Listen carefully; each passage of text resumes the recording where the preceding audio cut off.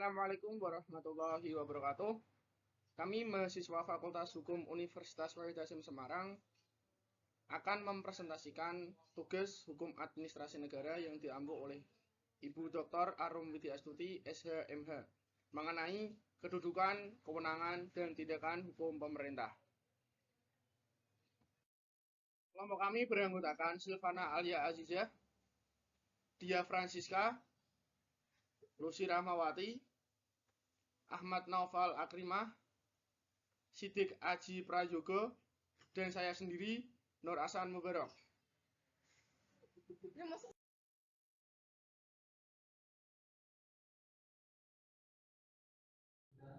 Assalamualaikum warahmatullahi wabarakatuh. Perkenalkan, nama saya Sidik Aji Prayogo, NIM 21170111092. Kedudukan, kewenangan, dan tindakan hukum pemerintahan. A. Kedudukan hukum, respositio pemerintahan. Pembagian hukum ke dalam hukum politik dan hukum privat yang dilakukan oleh ahli hukum Romawi, yaitu Oppianus. Hukum publik adalah hukum yang berkenaan dengan kesejahteraan negara Romawi. Sedangkan hukum privat adalah hukum yang mengatur hubungan kekeluargaan. Hukum privat dan hukum publik. Hukum privat sebagai hukum yang mengatur hubungan antara orang yang satu dengan orang yang lain dengan menitik beratkan pada kepentingan perorangan. Hukum publik adalah hukum yang mengatur hubungan antara negara dengan alat-alat perlengkapan atau hubungan antara negara dengan warganya. Contoh hukum publik dan hukum privat. Dari contoh hukum publik diantaranya yaitu hukum tata negara, hukum administrasi negara, hukum pidana, dan hukum internasional. Sedangkan yang kedua, contoh hukum privat diantaranya yaitu hukum perdata, hukum dagang, hukum perdata internasional, hukum acara perdata, dan hukum acara peradilan agama. Yang kedua, macam-macam jabatan pemerintahan. Jabatan pemerintahan dan pejabat mendapatkan tugas dan wewenang berdasarkan hukum publik, sehingga dalam menjalankan tugasnya tunduk pada ketentuan hukum publik, khususnya hukum administrasi negara. Namun ketika timbul persoalan hukum atau sengketa, maka penyelesaiannya didasarkan pada ketentuan hukum administrasi negara. Dalam literatur Han, badan hukum keperdataan dapat dikategorikan sebagai administrasi negara dengan syarat: 1. Badan-badan itu dibentuk oleh organisasi publik. 2. Badan-badan tersebut menjalankan fungsi pemerintahan. 3. Peraturan perundang-undangan secara tegas memberikan kewenangan untuk menyelenggarakan urusan pemerintahan, dan dalam kondisi tertentu berwenang menerapkan sanksi administrasi. Yang ketiga, kedudukan pemerintahan dalam hukum privat.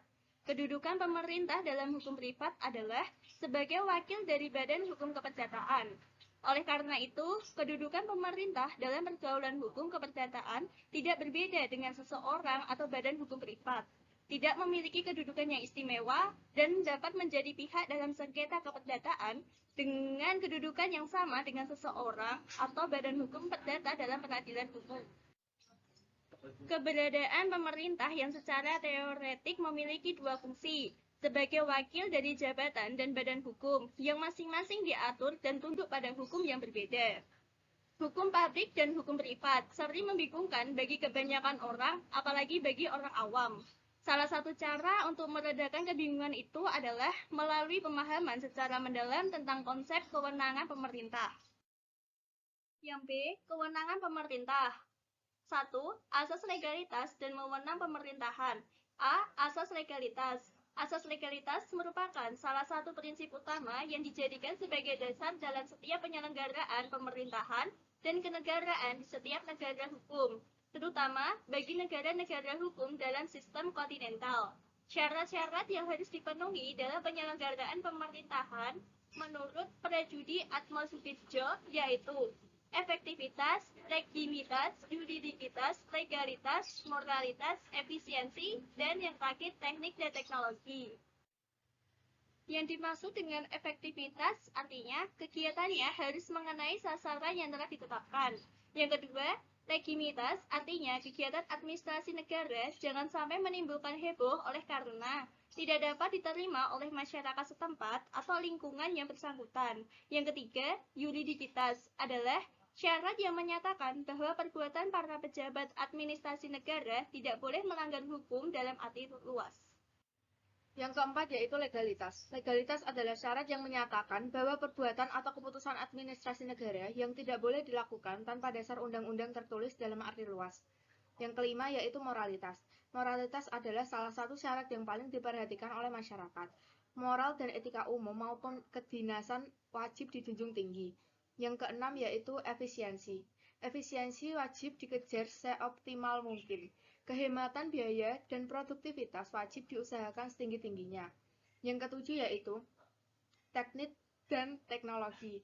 Teknik dan teknologi yang setinggi-tingginya wajib dipakai untuk mengembangkan atau mempertahankan mutu prestasi yang sebaik-baiknya. Yang B, wewenang pemerintahan. Setiap penyelenggaraan kenegaraan dan pemerintahan harus memiliki legitimasi, yaitu kewenangan yang diberikan oleh undang-undang. Dengan demikian, substansi asas legalitas adalah wewenang, yaitu kemampuan untuk melakukan tindakan-tindakan hukum tertentu. 2. Sumber dan cara memperoleh wewenang pemerintahan. Seiring dengan pilar utama negara hukum, yaitu asas legalitas, maka berdasarkan prinsip ini tersirat bahwa wewenang pemerintah berasal dari peraturan perundang-undangan. Artinya, sumber wewenang bagi pemerintah adalah peraturan perundang-undangan. Kewenangan yang bersumber dari peraturan perundang-undangan diperoleh melalui 3 cara, yaitu atribusi, delegasi, dan mandat. Yang dimaksud dengan atribusi adalah pemberian wewenang pemerintah oleh peraturan perundang-undangan kepada organ pemerintah. Delegasi adalah pelimpahan wewenang pemerintah dari satu organ pemerintah kepada organ pemerintah lainnya. Sedangkan mandat adalah terjadinya ketika organ pemerintah mengizinkan kewenangannya dijalankan oleh organ lain atas namanya. C. Tindakan pemerintah. Tindakan pemerintah dibagi menjadi 2.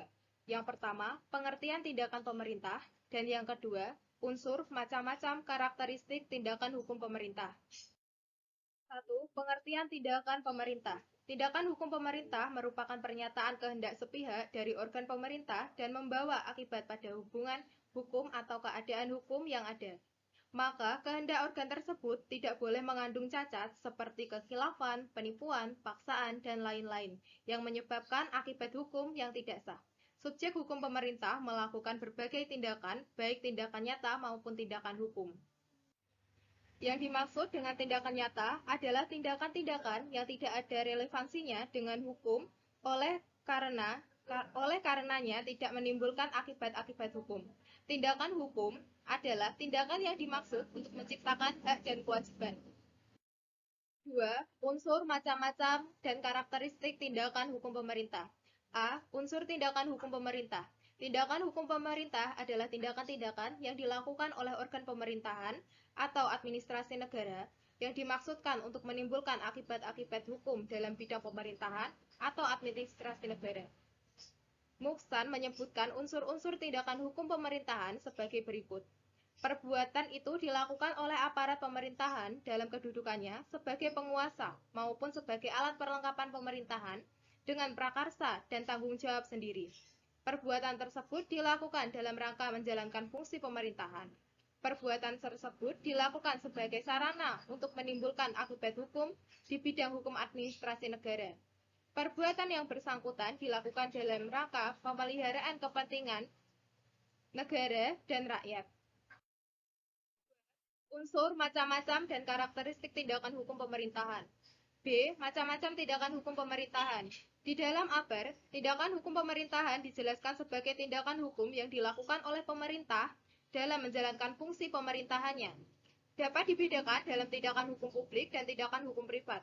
Tindakan hukum publik berarti tindakan hukum yang dilakukan tersebut didasarkan pada hukum publik, sedangkan tindakan hukum privat adalah tindakan hukum yang didasarkan pada ketentuan hukum keperdataan.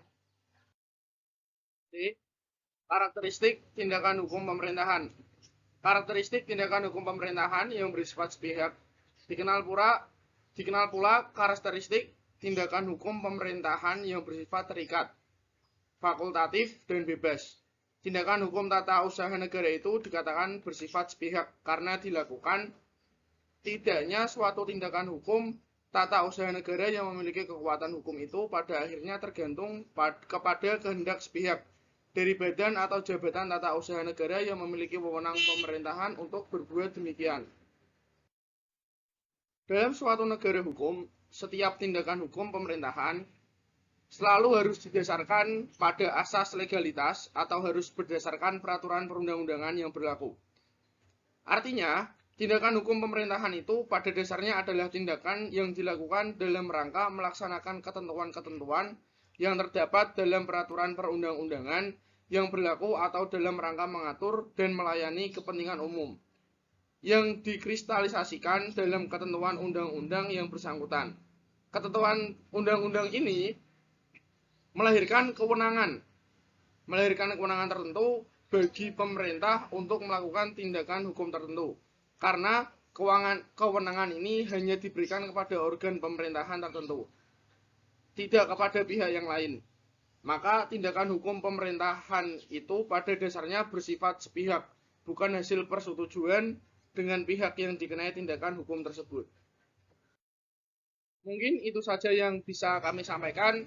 Kurang lebihnya mohon maaf. Wassalamualaikum warahmatullahi wabarakatuh.